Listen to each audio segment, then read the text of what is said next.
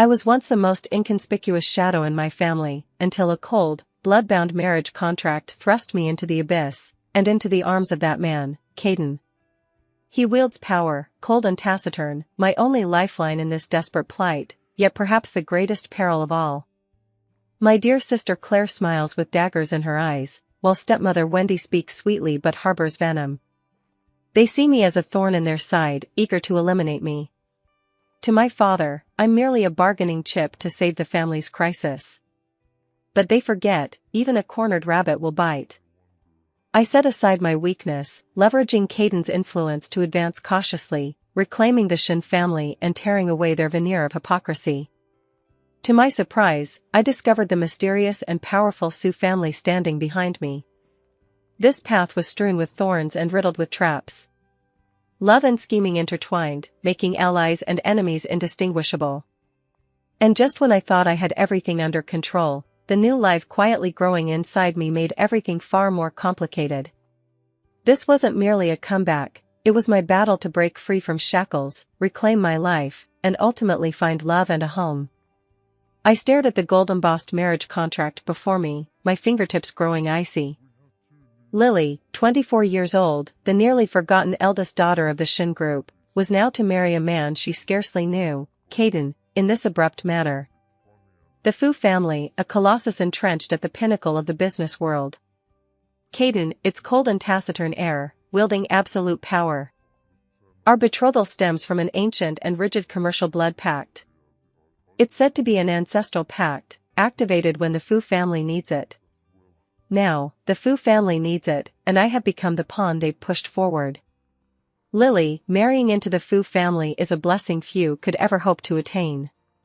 Father Harper sat behind his large desk, his tone carrying an unquestionable authority, yet his eyes darted nervously, avoiding my gaze. Caden is a promising young man, you won't regret marrying him. Not at a disadvantage? I sneered inwardly. Who didn't know this was nothing but a blatant exchange of favors, trading my marriage for the Fu family's support of the precariously teetering Shin Corporation? And my dear stepsister Claire? She was probably hiding in some corner right now, snickering to herself. Dad, I recall that the old agreement with the Fu family was on my maternal grandmother's side of the Sioux family, right? I lifted my eyes and looked at my father calmly. With mother gone so early, father had always been tight-lipped about matters concerning the Sioux family on my grandmother's side. Harper's expression shifted slightly before he waved his hand dismissively. That's ancient history, why bring it up now? What matters is your connection with Caden. The Fu family has already given their blessing, and the date has been set. Just get yourself ready. Just then, the study door creaked open as stepmother Wendy entered carrying a fruit platter, her face graced with a perfectly measured, gentle smile. Harper, don't push the child too hard. It's only natural Lily can't accept it all at once. She walked over to me, reaching out affectionately to take my hand, but I shifted slightly to avoid her touch. Unfazed, she gently urged, Lily, I've met Caden. He's handsome and exceptionally capable. Though this engagement came suddenly, feelings can grow over time. Better than. She hesitated, sighed, and continued, better than letting your sister marry just anyone, or watching the company. Ah, your father had no choice. Here we go again. It seems considerate, but it's actually a relentless push, shifting all the responsibility for refusal and potential consequences onto me. I trace my fingertips, and an inexplicable, deep calm spreads within me, soothing the restlessness that had been building. Lately it's always been like this, whenever my emotions surge, this force appears, leaving me unusually calm. I looked again at the marriage contract, then at my father's weary and anxious face, and at Wendy's flawless facade. I knew I didn't have many choices. The consequences of refusal would not only hasten the collapse of the Shin family, but I might also be disposed of by them in even more unsavory ways. Rather than passively endure, I'd rather seize the initiative. Caden. Perhaps this man could be the key to breaking the deadlock. All right, I agree. I heard my own voice ring out, calm as a still lake. Harper visibly relaxed. A flicker of triumph flashed across Wendy's eyes before being overshadowed by concern. Lily, are you absolutely sure? Don't force yourself. I'm not forcing myself, I cut her off, rising to my feet and picking up the engagement contract. But I have one condition. Since it's for the Shin family, after the wedding, I need to integrate into the group's core leadership and familiarize myself with the business. Harper frowned. Why should a girl like you be worrying about such things? Dad, I looked him straight in the eye. Marrying into the Fu family means I become the face of the Fu family. If I know nothing about my own business, how can I ever establish myself in the Fu family? How can I better secure benefits for the Shin family? I brought up the Fu family as my banner. Harper fell silent, clearly swayed by my words. Wendy's smile froze completely. Agreed. Finally, Father nodded. Holding that heavy marriage contract, I stepped out of the study. At the end of the corridor, Claire stood there, her face a mask of undisguised jealousy and scorn. Congratulations, sis, she sneered. Finally climbing the social ladder to become a phoenix.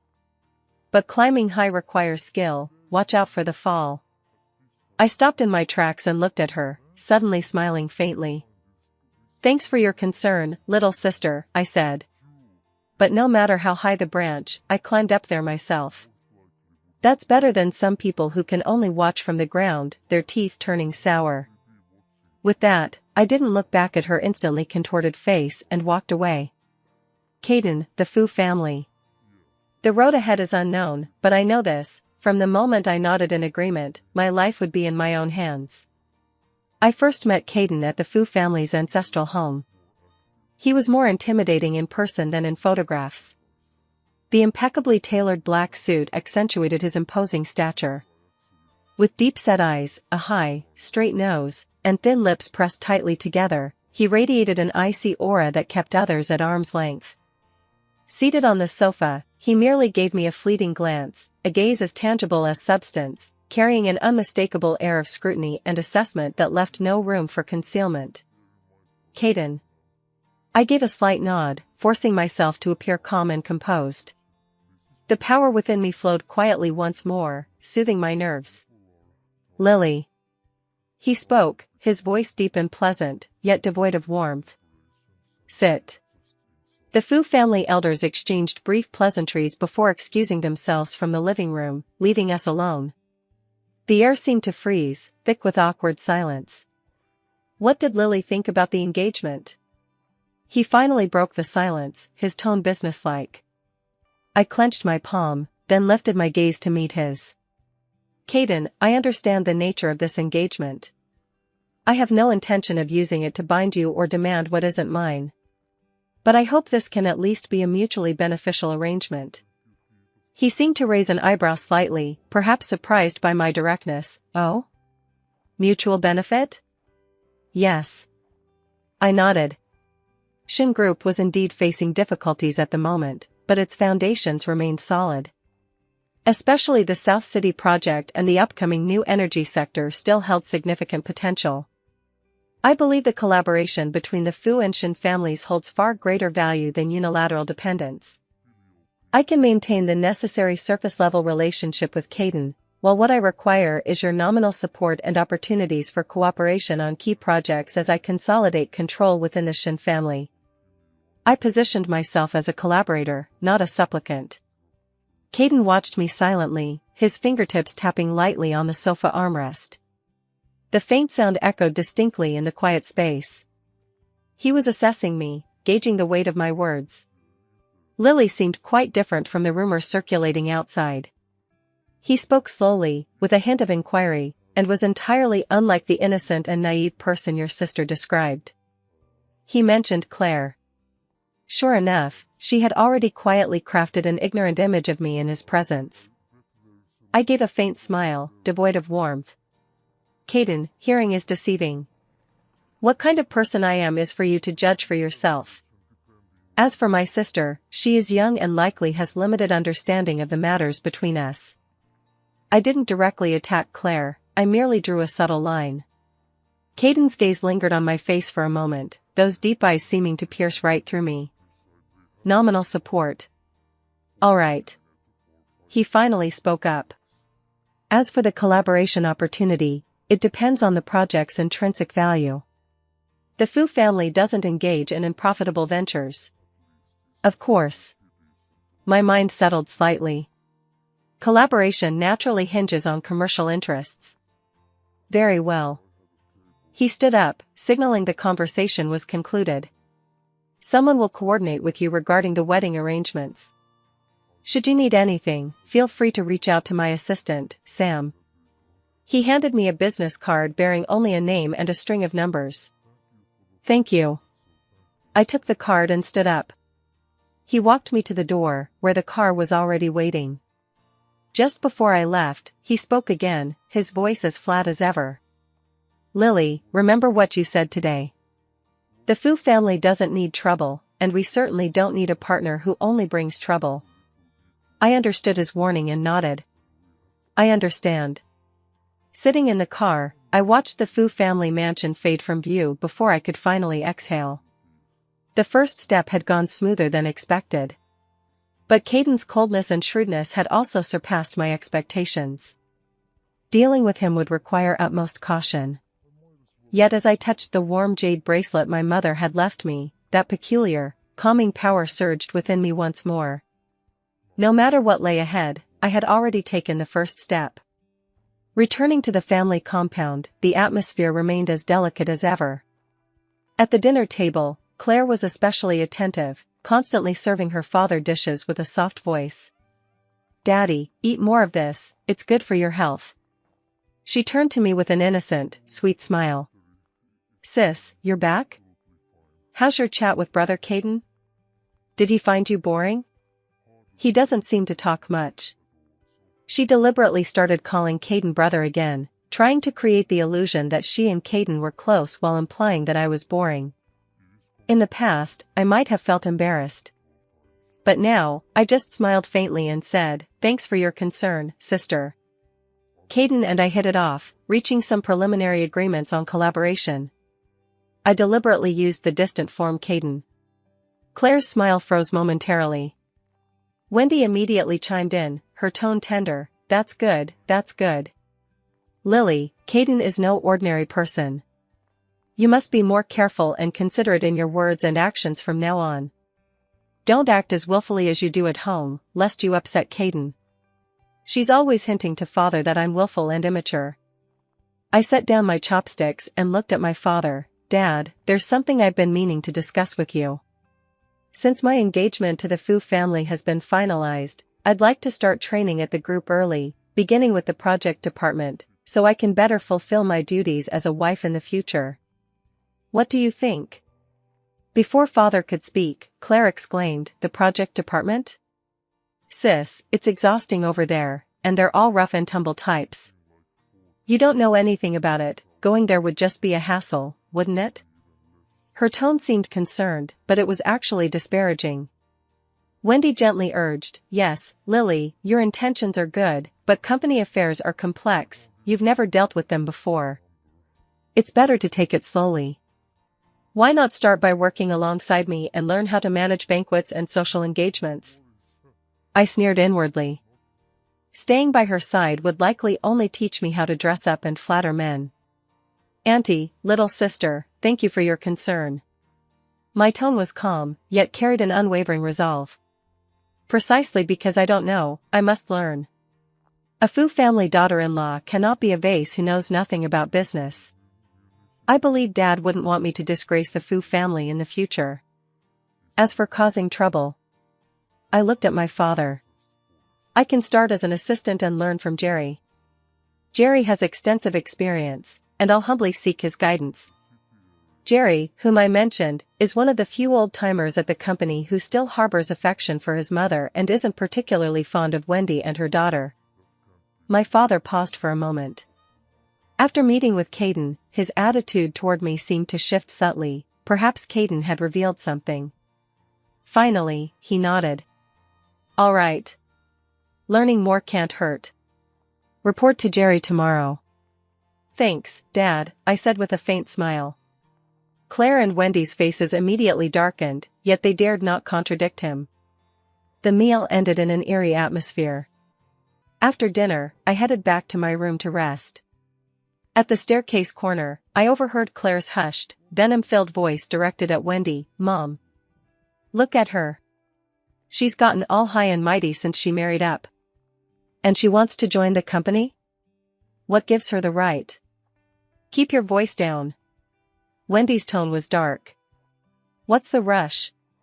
So she got into the company, big deal. What trouble could a little brat like her cause? Just have someone take care of her." Without pausing, I strode straight upstairs. The power within me flowed silently, leaving my mind as clear as a mirror. The war has only just begun. My dear stepmother, my dear sister, bring on your tricks. Joining the Shin project department wasn't exactly smooth sailing. Jerry was polite enough to me, but only superficially. He assigned me menial tasks like organizing documents and taking meeting minutes, clearly not expecting me to contribute anything substantial. The rest of the department adopted a wait-and-see attitude, and some younger staff members, influenced by Claire's hints, began to exclude me both openly and covertly. I remained unhurried, focusing my mind on handling every minor task with diligence while seizing every opportunity to review project files, particularly the stalled South City project. Thanks to the extraordinary clarity of mind and photographic memory bestowed by that peculiar force within me, I swiftly pinpointed the critical issues plaguing the South City project: inflated raw material procurement costs and questionable supplier credentials. The person in charge of this division is none other than Gary, the Deputy Director of Procurement, a close associate personally promoted by Wendy.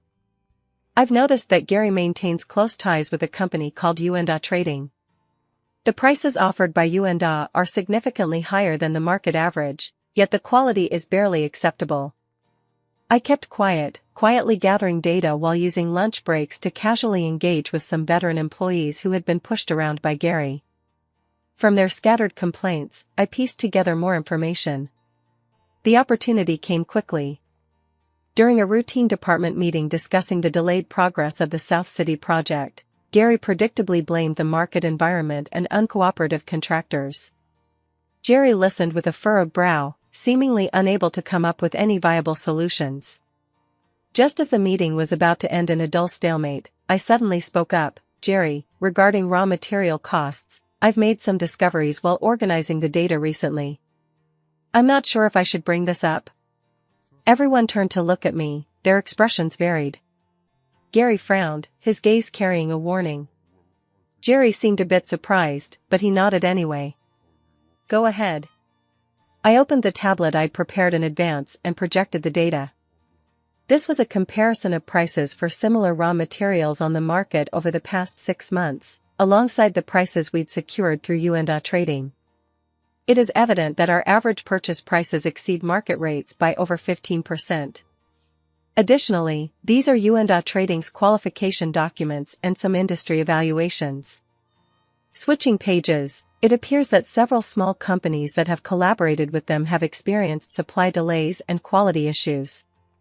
I laid out the data clearly, speaking calmly and objectively, yet each point hit the mark. The conference room fell silent. Gary's face flushed instantly as he leapt to his feet. "Lily, what do you mean by this?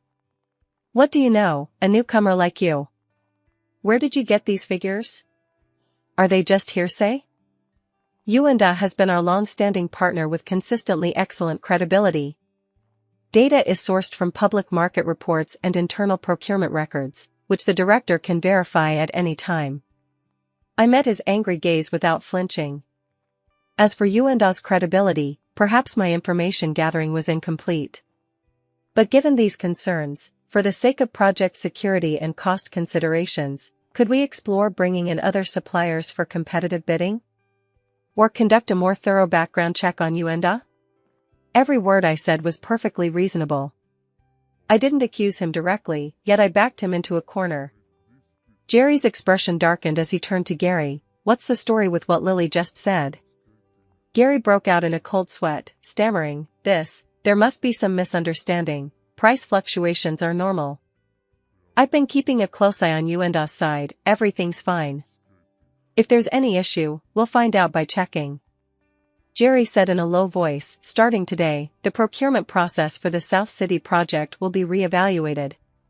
We'll bring in 3 new suppliers for price comparison. Lily, he looked at me, his gaze carrying a new level of seriousness, you'll follow up on this. All right. I replied calmly. After the meeting, I could sense the change in my colleagues' gazes, they now carried a hint of scrutiny and awe. Gary shot me a fierce glare before slamming the door on his way out. I know that after I touched Wendy and the others' cake, they won't let it go. But I'm not afraid. This is just the beginning. Back at my desk, a new message popped up on my phone from an unknown number, nice work. It's Caden. He actually knows? He's been watching me? I tucked my phone away, my expression unchanged. An ally's approval is always a good thing. Even if this ally's motives remain inscrutable. My early success at the company clearly stung Wendy and Claire. Unable to get to me at work for the time being, they started causing trouble at home. That evening, as soon as father walked through the door, Claire rushed toward him with tear-filled eyes, holding an exquisitely embroidered sash. Daddy. Her voice choked with emotion before she could speak, her eyes brimming with sorrow. Could you please talk to my sister? Does she have some misunderstanding about me? Father had been troubled by company matters for days. Seeing her, his brow furrowed. What is it now? Claire sniffled, lifting the sash. This is the only memento my mother left me. Inside is a photo of her and me, and the amulet she prayed for my safety. I never had the heart to wear it, so I kept it at the bottom of my jewelry box. But today I realized it was gone. She wept bitterly, and I searched everywhere but couldn't find it. Finally, I spotted this empty bag beside the trash can outside my sister's room. The photo and the amulet are both gone. Dad, I know my sister doesn't like me, but how could she take away my mother's only keepsake? She never once said I stole it, yet every word implied I stole her mother's memento out of jealousy and discarded it. How utterly malicious. Wendy appeared just in time, wrapping her arms around her daughter and pleading, Harper, let it go. Maybe Lily just took it by mistake. She's still so young, doesn't know any better. But that photo and the peace charm mean so much to Claire. She conceded ground to drive home my crime. Father's face turned ashen as he looked at me, who had just come downstairs. His gaze was filled with disappointment and anger. Lily. What more can you say? How could you become so narrow-minded and vicious? Watching this meticulously staged performance, my heart turned to ice. Such crude tactics, yet still effective. Dad, I said calmly, my voice utterly unruffled. I had never seen this incense pouch of my sister's, let alone taken it. Sis, you'd never admit it. Claire cried even harder. I know you hate me, think I stole Dad. But she was my mom. Your mother is Wendy, and she's alive and well. Do you really need to pine for her over some old sachet? My gentle remark instantly silenced Claire's sobs, her face turning pale and flushed. Wendy's expression also darkened for a moment. I stopped looking at her and turned to my father. Dad, since my sister insists she found an empty bag outside my room, why don't we check the surveillance footage? For safety, didn't we just install new cameras at my door and in the hallway? We'll know for sure once we review the recordings. As soon as I finished speaking, Claire's face drained of color instantly, her lips beginning to tremble. Father froze, clearly recalling this detail. He glanced at Claire, now deathly pale, then at me, perfectly composed. The anger in his eyes gradually gave way to suspicion. No. No need, Dad. Claire hurriedly said. Maybe I misplaced it. I'll look for it myself. Don't make such a big fuss over something so trivial. How could this be a trivial matter? I exclaimed in surprise. This isn't just my sister's mother's keepsake, it concerns my own integrity. We should get to the bottom of this, lest something else goes missing at home and I'm left unable to explain it. I was implying something. Father's gaze turned completely cold as he stared at Claire. Claire, what exactly is going on? Claire stammered, cold sweat pouring down her forehead. But I wasn't about to let it go. I walked over to the trash can, pretended to look inside, then plucked a small, unremarkable metal clasp from the soil of a nearby potted plant. It was the clasp from her sachets, clearly scraped off in the rush of discarding it. Little sister, I held up the buckle covered in soil, my gaze sharp as I looked at her. If your sachets were found here, then how did this buckle end up in the potted plant soil over there? Moreover, judging by the muddy footprints, it looks like someone accidentally kicked it in with their shoe. Did it grow legs on its own? The evidence is irrefutable, the logic crystal clear. Claire was utterly speechless, her body swaying unsteadily. Father watched it all unfold, his face turning ashen. His eyes brimmed with disappointment and fury toward Claire, tinged with the sting of being played for a fool. For the first time, he saw the stepdaughter's performance with crystal-clear clarity. Enough! Father snapped, his gaze sweeping coldly over Claire and Wendy. No more of these pointless games. The family has no place for such schemes. For the first time, he didn't take their side. Claire burst into tears, real tears this time, filled with fear and the humiliation of her scheme's unraveling. Wendy quickly pulled her into an embrace, her face ashen as she looked at me, her eyes betraying an unprecedented sense of apprehension. I stood rooted to the spot, enduring my father's complex gaze, my heart growing cold.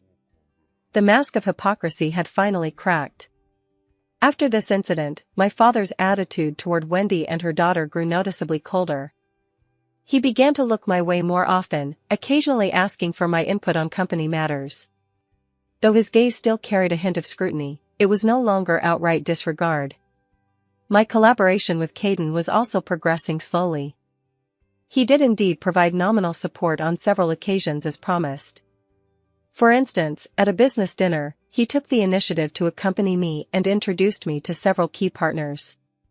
Though his demeanor remained aloof and distant, the mere presence of the Fu family's heir apparent was enough to make many reassess my worth. At the dinner, dressed in an impeccable gown, I stood beside Caden, meeting the probing glances from all sides. Claire and Wendy also arrived, dressed to impress in an attempt to salvage their image, but their father didn't get too close to them.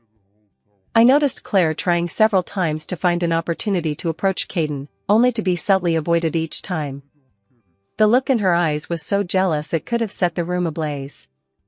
Midway through the evening, I stepped out onto the terrace for some fresh air, and Caden followed me out. The night breeze was cool, blowing away some of the alcohol fumes. "Caden," I murmured, nodding slightly. He leaned against the railing, his profile blurred in the moonlight.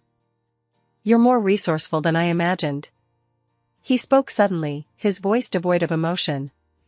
"Gary's matter, Claire's matter, you handled them both with consummate efficiency." A chill ran through me. How much did he know? Was it mere conjecture, or had he been observing everything within the family with cold detachment all along? "I'm merely reclaiming what's rightfully mine and clearing obstacles from the path." I make no denial, my tone calm. Since we stand as allies, such trifles would hardly warrant troubling Caden to intervene. He chuckled softly, the sound carrying an ambiguous undertone in the night air. "Allies? Lily, what you want is probably more than just the Shin family, isn't it?" I turned to look at him. His eyes shone startlingly bright in the darkness, as if they could pierce through the deepest desires of the human heart. What exactly did Caden want? I countered. Was it merely the nominal wife status brought by a blood-bound marriage contract? Or the potential added value that the Shen and Su families might bring? I tentatively brought up my mother's background. Caden's gaze sharpened as he took a step closer, his imposing figure creating an invisible sense of pressure. "How much do you know about the Su family?" "More than outsiders imagine, but probably less than Caden himself knew." I met his gaze without flinching. "It all depends on the depth and sincerity of our cooperation, doesn't it?" A silent contest hung between us. He was assessing my value as a resource, while I was gauging his level of danger and potential for collaboration. Wendy and her daughter won't let this go. He suddenly changed the subject, his tone unwavering. You've cut off one of their income streams and humiliated them. Their next retaliation will be even more vicious. I know, I nodded. But I'm waiting for them. The quiet power within me seemed to be slowly growing, granting me unparalleled calm and confidence. Need help? He asked, though his tone didn't sound like pure concern, more like he was offering a clearly priced deal. I smiled. Not for now. Caden just needs to stand by me when I need him. What I wanted was his influence, not his direct intervention. Caden looked at me deeply, his gaze complex and hard to read, before finally saying, "As you wish." After the dinner ended, he drove me home. As the car pulled up to the family estate and I was about to step out, he suddenly spoke, "Lily." I turned back. "Don't mess this up," he said in a low voice. "You still bear the title of Fu family fiancé." I froze for a moment before realizing. He wasn't concerned for me, he was warning me to keep my distance, lest I tarnish his reputation. "Don't worry, Caden." I pushed open the car door as the night breeze lifted my skirt. "I won't let you down.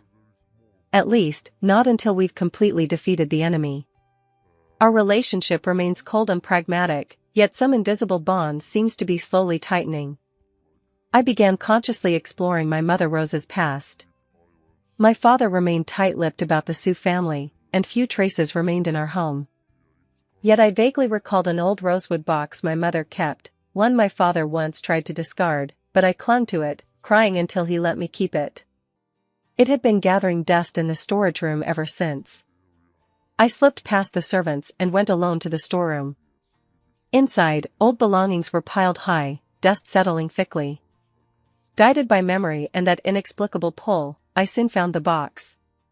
It was locked, the keyhole already rusted shut. I traced the faint patterns on the box, feeling that quiet power flow through my fingertips. On impulse, I concentrated that power into my fingers and gently pressed them against the keyhole. With a soft click, the lock opened.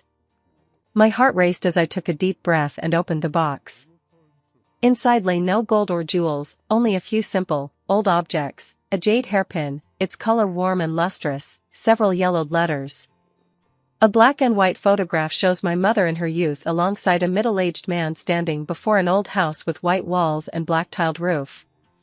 He bears a certain resemblance to her in his brow and eyes, yet his demeanor carries a greater air of authority. Also present is a small jade pendant, warm to the touch. I picked up the letter with the most intact paper. It was addressed to Mother, signed Brother John. The handwriting was vigorous and forceful, yet the tone conveyed resignation and concern. "Rose, Father is gravely ill and has been thinking of you constantly. The Sioux family's doors will always be open to you. If you suffer any injustice abroad, you must return. And as for that Harper, if he treats you poorly, the Sioux family will never." The letter was brief, yet packed with revelations. "John, my uncle? My maternal grandfather is gravely ill? Mother apparently severed ties with the Sioux family for Father's sake? So I truly am the Sioux family's granddaughter." Moreover, judging by the tone of the letter, the Sioux family wasn't entirely without affection for Mother. In fact, they seemed to wield considerable influence. I picked up the jade pendant again. Its surface felt smooth and warm to the touch, and that quiet power seemed to resonate faintly with it. This was no ordinary jade pendant. I carefully tucked away the letter and jade pendant, returned the other items to their places, and closed the box. My heart was in turmoil. The Sioux family. This might just be one of my most crucial trump cards for the future. Just as I was immersed in my discovery, a sudden commotion erupted downstairs. I immediately composed myself, stashed the items away, and descended the stairs. In the living room, I saw my father facing a man dressed in a suit and tie. The stern-faced man erupted in anger. "I've said it before. The Sioux family's affairs are long settled.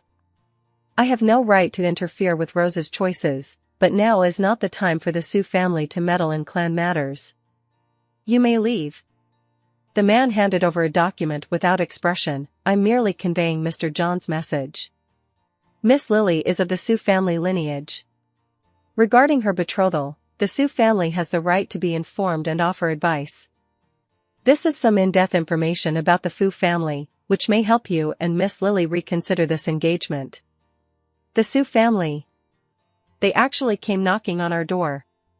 And they directly raised objections to the engagement? Father turned pale with anger. No need. Thank John for his kindness on my behalf.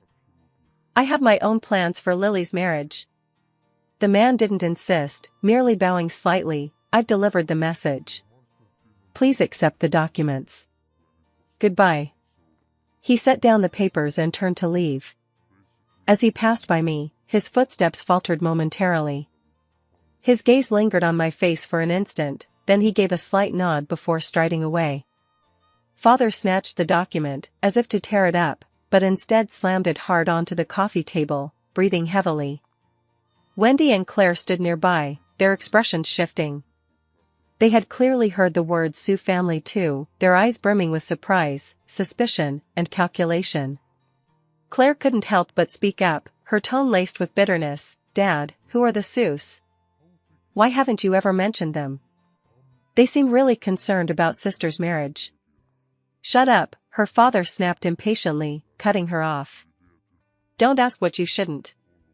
He looked at me, his expression incredibly complex. Lily, you. He seemed to want to ask me something, yet didn't know where to begin. I met his gaze calmly. Dad, I don't know why the Sioux family suddenly came looking for us either. Perhaps it's because the commotion over my betrothal to the Fu family was too much. I played it cool, but inside I knew exactly what was happening. The ripples from the Sioux family had already begun to spread. This pond was getting deeper and deeper. The Sioux family's sudden intervention made Wendy and Claire feel a crisis unlike any they'd ever faced. Their actions grew more desperate and vicious. My keen senses detected something unusual about a young maid Wendy had promoted to our household. Every time she approached my food or drink, her breathing and heartbeat quickened. I pretended to casually pour out the nourishing soup she brought me, or gave the pastries to the garden cat, which then looked miserable for days afterward. They were poisoning me slowly. A chill ran through me, yet I kept my composure outwardly. I quietly gathered evidence while using the power within to slowly regulate my body and neutralize the toxins. I had to let them expose themselves. I deliberately feigned slight loss of appetite and fatigue. Claire immediately inquired with feigned concern, while Wendy busied herself delivering soup and medicine to nourish my body. I knew they were waiting for an opportunity to see me completely break down or have an accident. The chance came soon enough. An important business cocktail party, my father insisted I attend. The night before the cocktail party, Claire kindly delivered a dress she had specially picked out for me. As I took it, my fingertips brushed against the fabric, sending a faint, unpleasant tingling sensation through me. The dress had been tampered with. It was likely soaked in a potent allergen or contact toxin. I pretended to be delighted and accepted it. Once they left, I immediately examined it closely and indeed found a fine powder on the lining. I put the dress away and prepared another backup gown. At the party, I remained unscathed. Claire couldn't contain herself and tried to accidentally spill wine on my dress, but I deftly dodged it.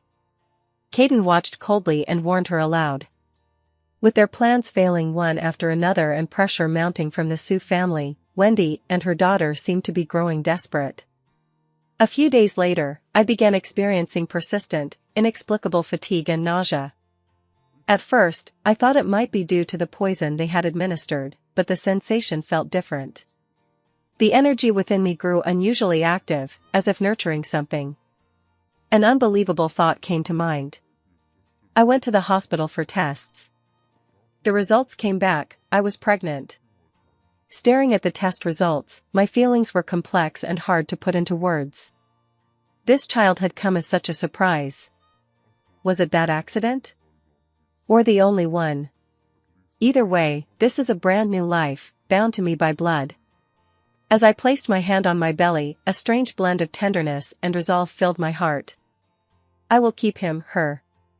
At the same time, I realized that once this news was made public, it would completely transform the current situation.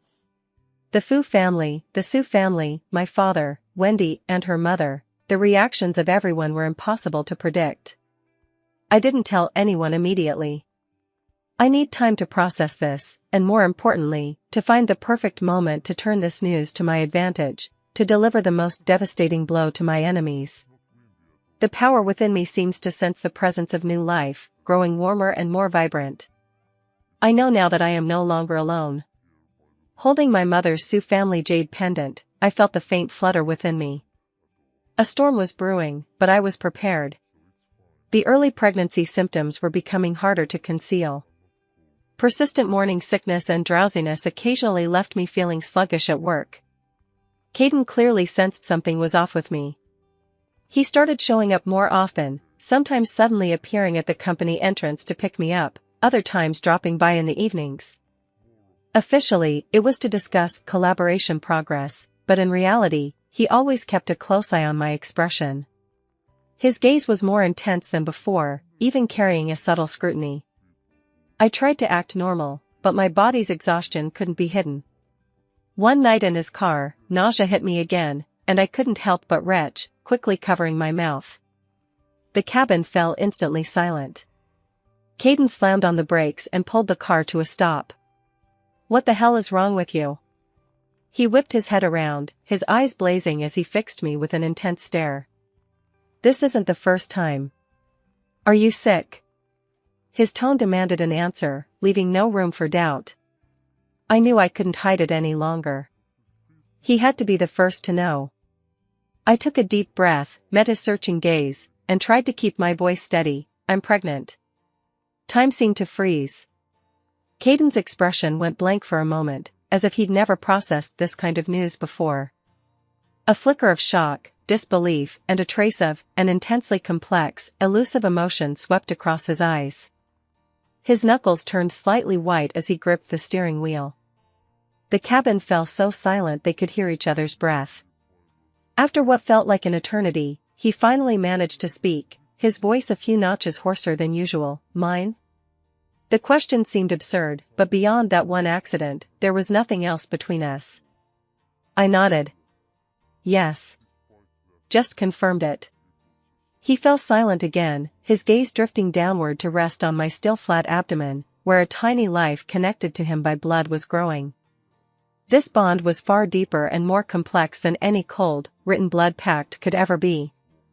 After a long moment, he finally looked at me again, his gaze regaining its usual composure, though something deep within seemed different. "What are you going to do?" "Have the baby." My answer came without hesitation. "This is your child, and mine. I will take responsibility for him." My stance was clear and unwavering. Caden's gaze lingered on my face for a long moment, as if assessing my resolve and all the uncertainties this child would bring. Yet his next move caught me off guard once again. He suddenly unbuckled his seatbelt and leaned over. His warm, large hand, with a carefulness bordering on clumsiness, gently rested on my lower abdomen. My body froze instantly. Through the fabric, I could feel the warmth radiating from his palm, even the faintest tremor in his fingertips. He remained in that position, head bowed. I couldn't make out his expression, only his taut jawline and the slight movement of his Adam's apple. An indescribable atmosphere filled the car.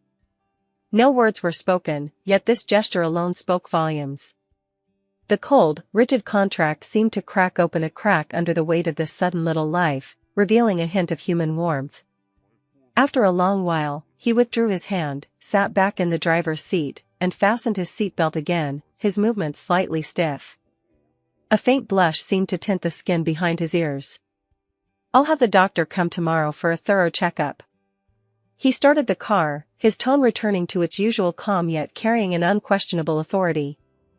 "Put company matters on hold if you can, no more overtime. If you need anything, contact Sam directly." He didn't utter any sentimental words, nor did he show obvious joy, but this pragmatic and forceful arrangement clearly signaled his stance. He had accepted this child and was beginning to fulfill his duty to protect. "All right," I murmured, a small part of me relaxing. In the days that followed, Caden became more involved. He would make sure I ate on time, take documents from my hands without asking when I was tired, and meticulously remember the doctor's instructions before reminding me with a straight face. He even began taking a more active role in the wedding preparations, raising both the scale and expectations. News also came from the Fu family. The matriarch personally called to express her concern, her tone unusually gentle. As for my father, I chose to inform him as well. Upon hearing the news, he was first stunned, then fell into a long silence. His gaze shifted between Caden and me with a complex expression. Finally, it dissolved into a sigh. Well. Now that there's a child, we must be even more cautious." He looked a bit older, but his eyes still held a complex glimmer of hope for this unexpected grandson. Wendy and Claire had naturally heard the rumors. Claire reportedly threw a huge tantrum at home, smashing quite a few things. Wendy, however, was far more sinister, her gaze piercing me like a poisoned blade. They tried to spread rumors outside, insinuating the child's origins were questionable. But Caden quashed them with lightning speed, even issuing warnings to the Liu family that kept them from making any rash moves for the time being. My belly began to swell slightly, and the energy within me seemed to resonate more deeply with the little life growing inside. Though my body grew easily fatigued, my complexion and spirit were nourished beautifully. After a prenatal checkup, Caden accompanied me out of the hospital. The sunlight was lovely. He gently took my arm, his movements still a bit stiff, yet revealing a rare thoughtfulness. "Caden," I suddenly spoke. He looked down at me, sunlight casting scattered specks of light in his deep eyes. "Thank you," I said. "Thank you for accepting this child, thank you for protecting him now." He paused, then shifted his gaze away, his tone still stiff. "You're welcome. It's only right." But I saw a fleeting, almost imperceptible upward twitch at the corner of his mouth. The cracks might still be there, but the guarding had already begun. Because of this child, our lives, bound together by circumstance, seemed to be quietly shifting toward a direction no one could have foreseen. The news of the pregnancy, like a boulder cast into deep water, sent ripples far beyond the family circle. The Su family responded swiftly. This time, instead of sending a representative, Uncle John himself called. His voice came through the receiver, less imposing than when they last met. Instead, it carried a subtle urgency and concern. "Lily, I heard about what happened to you. How are you feeling? And the Fu family, are they treating you well?" Holding the phone, I could feel that subtle bond forged by blood. "Thank you for your concern, Uncle. I'm doing well. The Fu family also holds this child in high regard." I chose my words carefully. John fell silent for a moment, as if gauging the truth in my words. Then he sighed, his tone growing heavier. "Your mother back then, if only." "Ah. Let's not dwell on the past. Now that you carry the Su family bloodline, you can't remain adrift in the world, letting others look down on you. Find a time to come back. Let your grandfather see you." By come back, he naturally meant returning to the Su family. This was almost a formal acknowledgement and acceptance. My heart stirred slightly. It was an important signal, and the opportunity I'd been waiting for. "All right. Once my health stabilizes a bit, I'll go visit my grandfather and uncle." I didn't immediately agree, nor did I refuse. I gave a cautious answer. "Well, health comes first." John's tone softened slightly. "If you need anything, just ask. The Su family's daughter shouldn't suffer any hardship." After hanging up, I stroked my slightly rounded belly, my feelings mixed. The door to the Su family home seemed to open wider for me with the arrival of this little life. The path my mother never finished walking, I found myself stepping onto by some twist of fate. A few days later, the Su family sent a lavish gift. It was no longer just simple health supplements, but included a set of valuable antique headdresses and jewelry, several pieces of precious Suzhou embroidery, and a document, a letter of appointment for a non-executive position at a public welfare foundation under the Sioux Group. The role was relatively unburdened, yet the compensation was exceptionally generous. This was clearly meant to bolster my standing and provide me with a nest egg, while also serving as a clear statement of the Sioux family's stance. When this gift arrived at the family compound, Wendy and Claire's eyes nearly popped out of their sockets. Their jealousy and resentment were almost impossible to conceal. Father, however, felt a complex mix of emotions. He stared at the letter of appointment for a long time, speechless. Perhaps he finally realized that behind this daughter, whom he had long neglected and even, to some extent, wanted to sacrifice, stood a force he could no longer ignore. When Caden saw the gift from the Sioux family, he merely raised an eyebrow and remarked indifferently, "John certainly spared no expense." He seemed pleased with the outcome. The Sioux family's attention undoubtedly elevated my value as the future matriarch of the Fu household. As the pregnancy progressed, the Fu and Sioux families seemed to grow closer.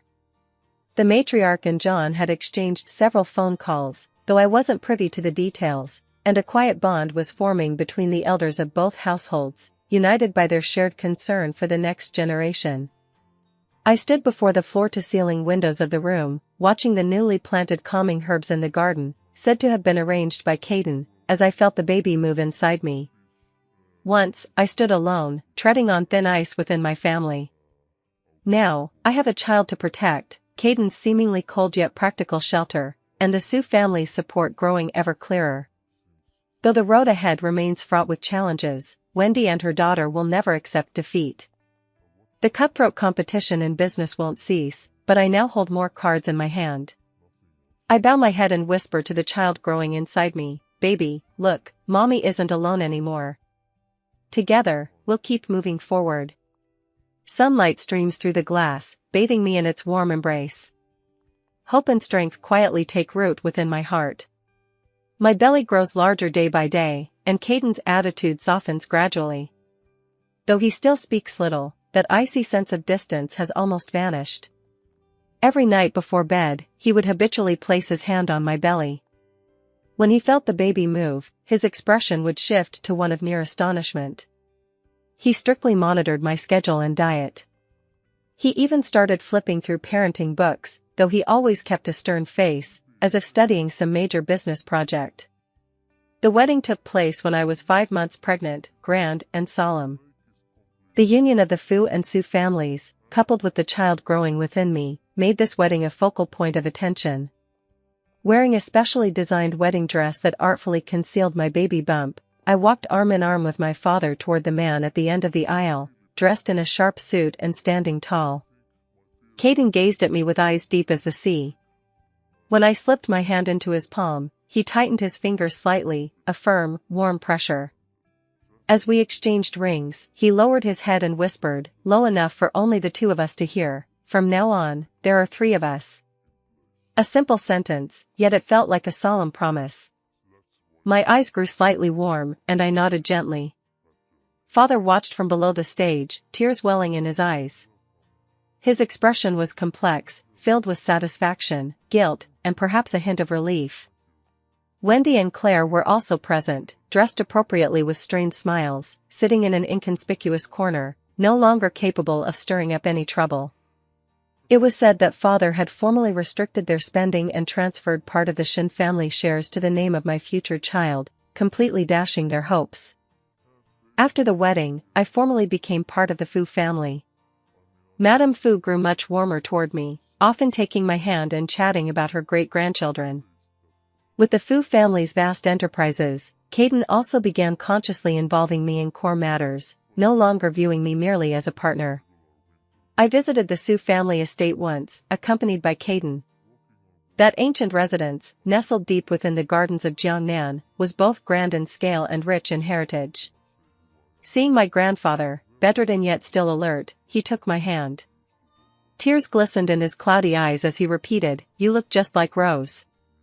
Uncle John formally introduced me to the Sioux family, and my identity was confirmed without question. Under my remote oversight and Jerry's capable assistance, the Shin Group operates smoothly. The South City project is on track, and the new energy division has gained traction. Though I've reduced my visits to the company, my authority remains firmly established. On a sunny afternoon, I gave birth to a baby boy. Outside the delivery room, I heard that Caden, who was always so calm and composed, lost his cool for the first time. He paced back and forth, nearly getting into an argument with a nurse. When he first carefully cradled that wrinkled little baby, the way he looked both flustered and utterly cherishing it made me burst out laughing. The Fu and Su families were both immersed in immense joy. The elderly Mrs. Fu visited her grandson almost every day, while the Su family sent mountains of congratulatory gifts. Holding his grandson, father wept tears of joy, repeating over and over, "Good, so very good." Wendy and Claire were now completely a thing of the past. I heard they eventually moved out of the family estate, living off meager dividends from their shares, no longer able to stir up trouble. Outside the window, the moonlight was perfect, softly spilling over the crib where my son slept soundly. After wrapping up his work, Caden slipped in quietly, wrapping his arms around me from behind and resting his chin on the top of my head. "You've worked hard," he murmured. I leaned into his embrace, savoring this rare moment of peace and warmth. From a lonely orphan forced into an arranged marriage to the woman she is today, Caden's wife, the Su family's granddaughter, and Qingxi's mother, holding happiness in her hands and bound to two families, only she knows the hardships she has endured. Yet all the twists and turns, the scheming and the struggles, have now become worth it. I held on to everything I could grasp, protecting all that mattered to me. Challenges may still lie ahead, but I know I'm no longer alone. Clasping Caden's hand, our fingers intertwined, I whispered, "Things will get better from now on." He tightened his arms around me and murmured, "Hum." The dust has settled, and happiness has quietly arrived. Our story has only just begun.